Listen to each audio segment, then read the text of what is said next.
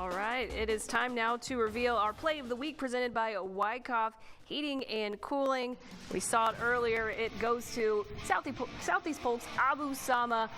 Recovers the fumble deep in their own territory. Takes us 177 yards for the touchdown. I mean, is there anything this guy can't do? No, he won Player of the Week, or our game ball last week, because of his skills as a running back, and there he is on defense.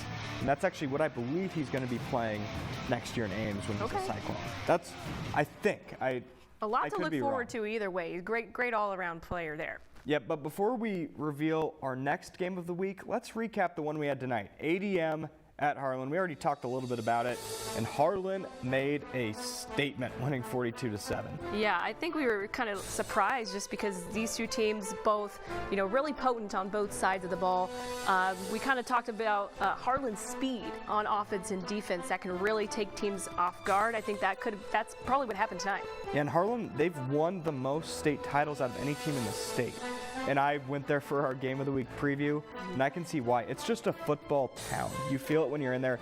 I was talking to head coach Todd Blatt at practice, and he said that last year his offensive guard showed up late to practice with a boot on his ankle, and it was black because his goat ran away, and he stepped in a hole. And what that tells me is a good football program. I love that. When your players are showing up late to practice because they're farming, that means farm strong, tough up front with skill positions on the outside. There you go, the best kind of football players. So let's reveal our game of the week for Week 8, and it is Ankeny Centennial at Southeast Polk.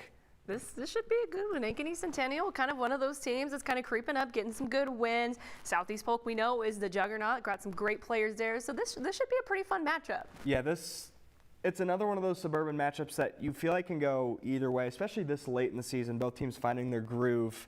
And Southeast Polk is one of the favorites to win state. So a big test for Ankeny Centennial to see where they fit in those suburban power rankings. Yeah, a good measuring stick game, as you will. Well, guys, it is we're on our last game of the week, vote of the regular season. So you know the drill. You can choose from any of these four teams here. We got Gilbert versus Ballard, Waukee versus Dowling Catholic, Johnson versus Ames, Des Moines North versus Marshalltown.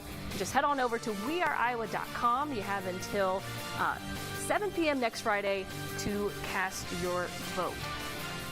Well, there were several outstanding performances tonight, but after the break, find out which performance was worthy of this week's game ball.